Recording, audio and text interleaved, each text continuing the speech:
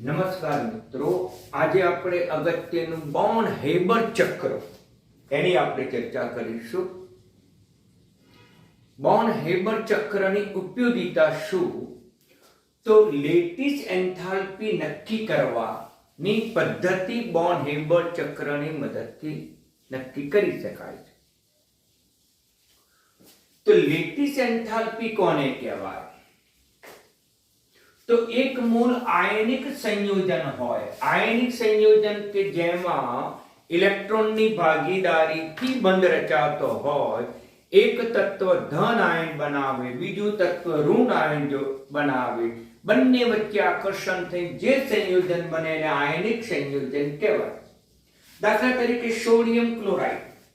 Sodium ક્લોરાઇડમાં sodium electron ગુમાવે છે, ક્લોરીન ઇલેક્ટ્રોન મેળવે છે, આયનિક સંયોજન બને છે જે ઘન અવસ્થામાં હોય છે.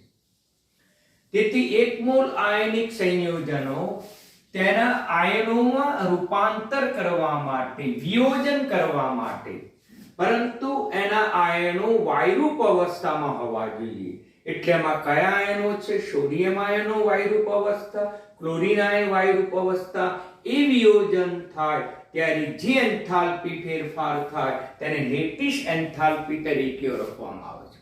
આમ આયનિક સંયોજનોમાં રહેલા આયનોને વાયુરૂપ અવસ્થામાં વિયોજન કરવામાં આવે ત્યારે જે એન્થાલ્પી ફેરફાર થાય તેને આપણે લેટિસ એન્થાલ્પી તરીકે ઓળખવામાં આવે છે. આમ સોડિયમ ક્લોરાઇડ છે એ લેટાઇસ રચના ધરાવે છે, લેટાઇસ રચના. અને આ લેટાઇસ રચનામાંથી તેના આયનોને વાયુરૂપ અવસ્થામાં છૂટા પાડવા માટે, વિયોજન કરવા માટે આપણે એન્થાલ્પી આપવી પડે. એટલે આ ઉષ્મા શોષક પ્રક્રિયા છે અને ઉષ્મા શોષક પ્રક્રિયા હોવાથી ડેલ્ટા એચ લેટાઇસ જે છે એનું મૂલ્ય ધન આવશે. આ sodium ક્લોરાઇડની lattice enthalpy 788 kilo joule પ્રતિ મોલ છે. મિત્રો, આ મૂલ્ય આપણે પ્રાયોગિક રીતે નક્કી કરી શકતા જ નથી, પરંતુ વિવિધ તબક્કાઓમાં થતી પ્રક્રિયાઓને આધારે, એજના ઉષ્મા સંકલનના નિયમને આધારે અને લેટાઇસ એન્થાલ્પી નક્કી કરી શકાય છે. તેને જ બોર્ન હેબર ચક્ર તરીકે ઓળખવામાં આવે છે. આમ સોડિયમ ક્લોરાઇડની લેટિસ એન્થાલ્પી પ્રાયોગિક રીતે સાબિત કરી શકાતી નથી, પરંતુ નીચેની પ્રક્રિયા તબક્કાઓને આધારે આપણે આયનિક પદાર્થોની લેટિસ એન્થાલ્પી નક્કી કરી શકાય છે. આમ 5 તબક્કા છે. આમાં આયનિક બંધની રચના થાય છે. આયનિક બંધમાં સોડિયમ વત્તા ક્લોરીન NaCl ની રચના થઈ અને સર્જન પ્રક્રિયા પણ કહી શકાય. સર્જન થયું અને સર્જન થયું એટલે ફોર્મેશન, એટલે ડેલ્ટા H લખ્યું. પણ વાસ્તવમાં આ પ્રક્રિયા એટલી સરળ નથી. 5 તબક્કામાં થાય છે. સોડિયમ ઇલેક્ટ્રોન ગુમાવે, કારણ કે આ જે છે સોડિયમ ઇલેક્ટ્રોન ગુમાવીને ધન આવે. પણ સોડિયમ એ ઇલેક્ટ્રોન કઈ અવસ્થામાં ગુમાવે? વાયુ અવસ્થામાં ગુમાવે. તો પહેલો તબક્કો છે સોડિયમની ભૌતિક અવસ્થા, સોલિડ છે. એ સોલિડમાંથી વાયુમાં રૂપાંતર કરવું છે. એટલે ઘન પદાર્થનું વાયુમાં રૂપાંતર કરવું એટલે ઉદ્ધવપાતન પ્રક્રિયા કહેવાય. અને એ ઉષ્માને, એ એન્થાલ્પી ફેરફારને ઉદ્ધવપાતન એન્થાલ્પી કહેવાય. સબ્લિમેશન અંગ્રેજીમાં કહેવાય. Delta H સબ્લિમેશન. આટલું મૂલ્ય છે. હવે વાયુરૂપ અવસ્થામાં સોડિયમ ઇલેક્ટ્રોન ગુમાવશે અને ઇલેક્ટ્રોન ગુમાવવાની પ્રક્રિયાને આયનીકરણ પ્રક્રિયા કહેવાય. Delta HI. એ પણ આ બંને વખતે ઉષ્મા આપવી પડે છે. ઉષ્મા શોષક પ્રક્રિયા છે, તેથી તેના મૂલ્યો ધન લેવામાં આવે છે. હવે અહીંયા ક્લોરીન વાયુ છે, પણ કેટલા ક્લોરીનની જરૂર છે? એક જ છે. આમ ક્લોરીન તત્વ 2 પરમાણુનો બનેલો છે, એકની જરૂર છે. માટે એ જે ક્લોરીન પરમાણુ 2 છે એને બંધ તોડવા પડે અને એમાંથી એક ક્લોરીન મુક્ત થશે વાયુ સ્વરૂપમાં. તો આમ બંધ તોડવા માટેની આપવી પડતી ઉર્જાને બંધ વિયોજન તરીકે ઓળખવામાં આવે, જેને ડેલ્ટા H બોન્ડ એન્થાલ્પી તરીકે ઓળખીશું. બોન્ડ એન્થાલ્પી તરીકે ઓળખીશું. પરંતુ અહીંયા એક જ ક્લોરીનની જરૂર છે. આમ બે ક્લોરીનમાંથી એક ક્લોરીન એટલે સંતુલન કરવા માટે 1/2 મૂક્યા, એટલે અહીંયા પણ આપણે 1/2 મૂક્યા, એનું મૂલ્ય 121. આ બંધ વિયોજન પણ ઉષ્મા શોષક પ્રક્રિયા છે, એટલે મૂલ્ય ધન આવશે. હવે આ છૂટો પડતો ક્લોરીન એ અહીંયા સોડિયમે ગુમાવેલા ઇલેક્ટ્રોન મેળવશે. સોડિયમે જે ઇલેક્ટ્રોન ગુમાવ્યો છે મેળવશે, તેથી ક્લોરીન આયન પ્રાપ્ત થશે. આમ ઇલેક્ટ્રોન પ્રાપ્ત થઈ તેને ઇલેક્ટ્રોન એન્થાલ્પી, ઇલેક્ટ્રોન પ્રાપ્તિ એન્થાલ્પી તરીકે ઓળખવામાં આવે. ઇલેક્ટ્રોન પ્રાપ્તિ એન્થાલ્પી ડેલ્ટા Heg તરીકે પણ ઓળખવામાં આવે. આ વખતે આકર્ષણ થાય છે, અને આકર્ષણ ઉષ્માક્ષેપક પ્રક્રિયા છે, માટે એનું મૂલ્ય માઈનસ આવશે. હવે ઉદ્ભવતો સોડિયમ આયન અને ઉદ્ભવતા ક્લોરીન આયન વચ્ચે પ્રબળ આકર્ષણ બળ ઉદ્ભવે છે, અને સોડિયમ ક્લોરાઇડ ઘન બને છે, લેટાઈસ રચના બને છે. આમ લેટાઈસ રચના બને, આકર્ષણ થાય એટલે ઉષ્મા છૂટી પડે. કેટલી ઉષ્મા છૂટી પડે એ નક્કી કરી શકાય છે એજના ઉષ્મા સંકલનના નિયમને આધારે. આપણને અહીંયા કેટલું મૂલ્ય છૂટવું પડે એ આપણે હાલ દર્શાવ્યું નથી, પરંતુ લેટાઈસ એન્થાલ્પી ગણી શકાય. હવે સર્જન એન્થાલ્પી છે, એનું મૂલ્ય આપણે ગણી શકીએ છીએ. એજના ઉષ્મા સંકલનના નિયમ મુજબ આ બધા જ સમીકરણનો સરવાળો થઈ શકે તો પછી આપણને આ સમીકરણ પ્રાપ્ત થશે. કેમ? જેમ કે સોડિયમ ગેસ દૂર થશે, ડાબી બાજુના પદો જમણી બાજુના પદો દૂર થશે. પછી એક ઇલેક્ટ્રોન છે, અહીંયા પણ એક ઇલેક્ટ્રોન દૂર થશે. સોડિયમ આયન દૂર થશે. ક્લોરીન વાયુ ગેસ છે, તો અહીંયા પણ ક્લોરીન વાયુ ગેસ છે.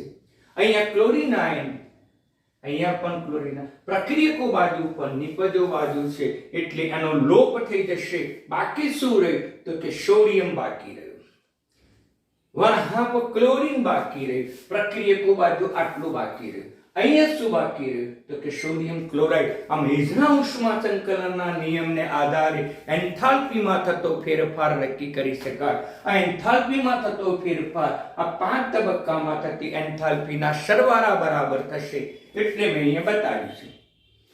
ડેલ્ટા HF એ આ 5 તબક્કામાં થતી પ્રક્રિયાના સરવાળા બરાબર થયું. પરંતુ આપણે શોધવાનું છે લેટાઈસ એન્થાલ્પી. તો અહીંયા લેટાઈસ એન્થાલ્પીને આપણે કરતા બનાવીએ આ બાજુ. લેટાઈસ એન્થાલ્પી મિત્રો ક્લિયર? એટલે એ જ લેટાઈસ એન્થાલ્પી આપણે આ બાજુ બતાવી. આ બધા મૂલ્યો આપણે HF ને આપણે આ બાજુ લઈ જઈએ. અહીંયા માઈનસ મૂલ્ય આવશે, આ બાજુ લઈ જઈશું. તો અહીંયા પણ આપણને કયું મૂલ્ય આવશે મિત્રો? માઈનસ મૂલ્ય આવશે.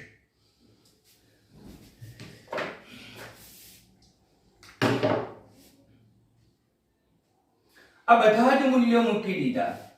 ઉધ્વપાતન એન્થાલ્પી, આયનીકરણ એન્થાલ્પી, બોન્ડ એન્થાલ્પી, ત્યાર પછી ઇલેક્ટ્રોન પ્રાપ્તિ એન્થાલ્પી અને ડેલ્ટા HF ફોર્મેશન સર્જન એન્થાલ્પીના મૂલ્યો મૂક્યા. તો ડેલ્ટા H લેટાઈસ એન્થાલ્પી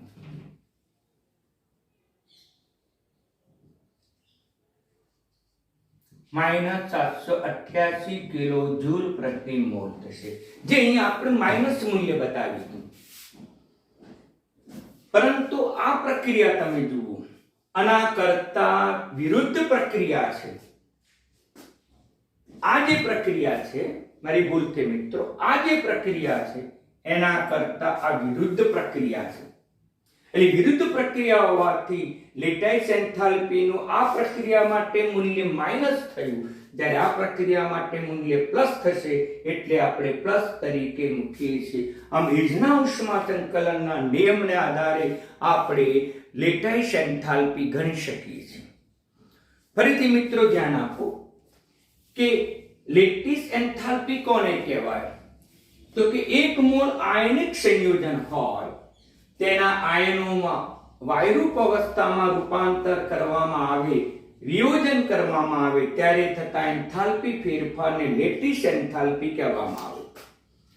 દાખલા તરીકે સોડિયમ ક્લોરાઇડ એ લેટીસ રચના ધરાવે છે. એમાં રહેલા આયનો સોડિયમ અને ક્લોરીન એ વાયુરૂપ અવસ્થા છે. એ વાયુરૂપ અવસ્થામાં રૂપાંતર કરવા માટે આપવી પડતી ઉર્જાને આપણે લેટાઇસ એન્થાલ્પી તરીકે ઓળખીએ છીએ.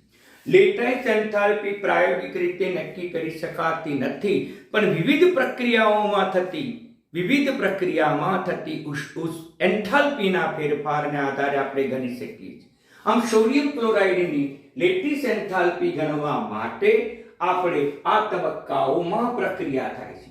મિત્રો, કદાચ તમને આ મૂલ્ય યાદ ન રહે તો તમે XYZ કરીને લખી નાખવાનું પરીક્ષામાં. તો આનું મૂલ્ય આપણે લખીશું x. ઉધ્વપાતન પ્રક્રિયા થાય અને ઉધ્વપાતન થયા પછી પોતે ઇલેક્ટ્રોન ગુમાવે, આયનીકરણ એન્થાલ્પી. પછી ક્લોરીન છે, 2 છે, એમાં એક ક્લોરીનની જરૂર પડે એટલે આપણે બંધ વિયોજન કરવું પડે એટલે બોન્ડ એન્થાલ્પી કહીશું, એને આપણે Z કહીશું. એ જ પ્રમાણે મુક્ત થતો ક્લોરીન ગેસ પરમાણુ એ એક ઇલેક્ટ્રોન મેળવે છે, ઇલેક્ટ્રોન પ્રાપ્તિ એન્થાલ્પી તરીકે ઓળખીએ છીએ. એને મૂલ્ય લઈશું XYZ તો -W.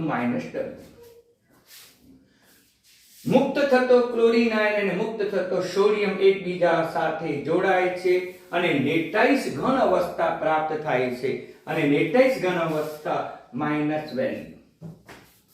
તો અહીંયા તમે XYZ કરીને જવાબ સીધો આ લખી શકો મિત્રો.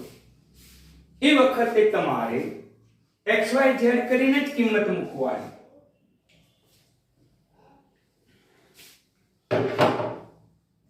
અને x અને y અને z અને આની જે હતી -w.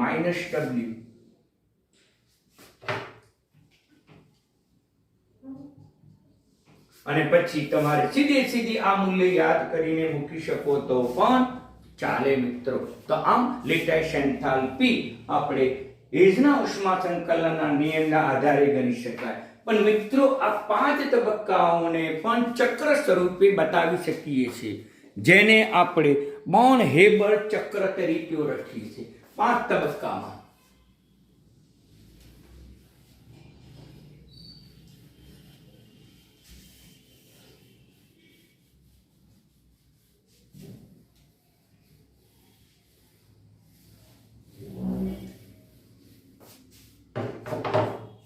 બરાબર ધ્યાન આપો. 5 તબક્કામાં થતી પ્રક્રિયા છે. આ પ્રક્રિયાને આપણે અહીંથી શરૂ કરીશું. સમજો. સોડિયમ સોલિડ 1/2 ક્લોરીન ગેસ, એમાંથી કોનું સર્જન થશે? તો કે સોડિયમ ક્લોરાઇડનું સર્જન થશે. આ રિએક્શનને મેં અહીંથી આ રીતે લખી શકાય.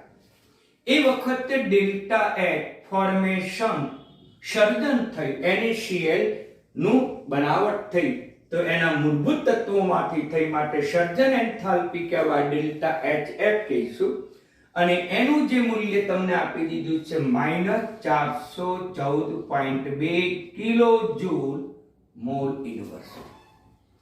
હવે આમાંથી આ બને ત્યારે 5 તબક્કાઓમાં પ્રક્રિયા થાય છે.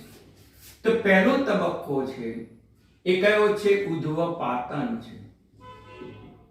ઉધ્વપાતન એ વખતે ઘન સોડિયમનું વાયુરૂપ સોડિયમમાં રૂપાંતર થાય છે, કારણ કે ઇલેક્ટ્રોન હંમેશા વાયુરૂપ અવસ્થામાં જ ગુમાવે, એટલે ઘનનું વાયુમાં ફરજિયાત રૂપાંતર કરવું પડે. ઘનનું વાયુમાં રૂપાંતર થવાની પ્રક્રિયાને ઉધ્વપાતન પ્રક્રિયા કહેવાય. અને એનું જે ઉષ્માનું મૂલ્ય છે એનો સંકેત એન્થાલ્પી સબ્લિમેશન કહીશું. એનું જે મૂલ્ય હતું એ આપણે x તરીકે લઈશું. હવે વત્તા 1/2 ક્લોરીન, એમાં કોઈ ફેરફાર થતો નથી. હવે બીજો તબક્કો લઈએ. એ સોડિયમ વાયુરૂપ અવસ્થામાં ઇલેક્ટ્રોન ગુમાવે છે, અને ઇલેક્ટ્રોન ગુમાવીને સોડિયમ +1 -1 ઇલેક્ટ્રોન લખીશું અને કહીશું આયનીકરણ પ્રક્રિયા. આયનીકરણ એન્થાલ્પી કહીશું અને એનો સંકેત છે ડેલ્ટા HI. આપણે અહીંયા y લીધી વત્તા 1/2 ક્લોરીન. ત્યાં સુધી ક્લોરીન વાયુની માં કોઈ જ ફેરફાર થતો નથી. એ સોડિયમ વાયુરૂપ અવસ્થામાં રૂપાંતર થયું. હવે ત્રીજો તબક્કો બંધ વિયોજનનો આવ્યો. કણો બંધ તૂટ્યા ક્લોરીનના, અને ક્લોરીનનો બંધ તૂટ્યો એટલે ક્લોરીન વાયુ સ્વરૂપમાં રૂપાંતર પામ્યું. વાયુ સ્વરૂપમાં એ વખતે બંધ એન્થાલ્પીને આપણે આ રીતે દર્શાવીએ છીએ. બોન્ડ એન્થાલ્પી ફેરફાર એને આપણે Z તરીકે બતાવીશું. હવે ચોથો તબક્કો ઇલેક્ટ્રોન પ્રાપ્તિ એન્થાલ્પી. અહીંયા સોડિયમે જે ઇલેક્ટ્રોન ગુમાવ્યો છે એ એક ઇલેક્ટ્રોન મેળવશે અને એક ઇલેક્ટ્રોન ક્લોરીન મેળવીને ક્લોરીન આયન બનાવશે. એ વખતે એને ઇલેક્ટ્રોન પ્રાપ્ત કર્યો છે એટલે ઇલેક્ટ્રોન પ્રાપ્તિ પ્રક્રિયા તરીકે પણ ઓળખી શકાય. અને એની સંજ્ઞા છે એન્થાલ્પી ઓફ Eg. આ પ્રક્રિયામાં આકર્ષણ થાય છે ક્લોરીન અને ઇલેક્ટ્રોન વડે, માટે માઈનસ મૂલ્ય મૂકીશું -W. હવે ઉદ્ભવતો સોડિયમ આયન અને ક્લોરીન આયન વચ્ચે પાંચમો તબક્કો, એ વચ્ચેનું જોડાણ થશે અને એ જોડાણને પરિણામે લેટાઈસ રચના બનશે અથવા તો લેટીસ રચના બનશે. અને એને પરિણામે એ એન્થાલ્પી ફેરફારને લેટાઈસ એન્થાલ્પી ફેરફાર તરીકે ઓળખીશું. આમ તમે મિત્રો જુઓ કે એન્થાલ્પી ફેરફાર તમે ગમે તે લો, સરવાળો કરો તો છેલ્લે શૂન્ય જ બનશે. આ બધી જ લેટાઈ, આ બધી જ એન્થાલ્પીનો ફેરફાર x, y, z, આ -W, આ માઈનસ વેલ્યુ, આ -414.2 બધાનો સરવાળો કરો તો છેવટે શૂન્ય જ મૂલ્ય પ્રાપ્ત થાય છે. આમ આપણે આ જે ચક્ર પ્રાપ્ત થયું તેને બોન હેબર ચક્ર તરીકે ઓળખવામાં આવે છે. આમ કોઈ પણ લેટીસ એન્થાલ્પી સરળતાથી ગણી શકાતી નથી, પ્રાયોગિક રીતે ગણી શકાતી નથી, પરંતુ વિવિધ તબક્કાઓમાં થતી પ્રક્રિયાને ધ્યાનમાં લેવી પડે. સોડિયમ ક્લોરાઇડ જ્યારે બને ત્યારે 5 તબક્કાઓમાં પ્રક્રિયા થાય છે અને 5 તબક્કાઓમાં થતી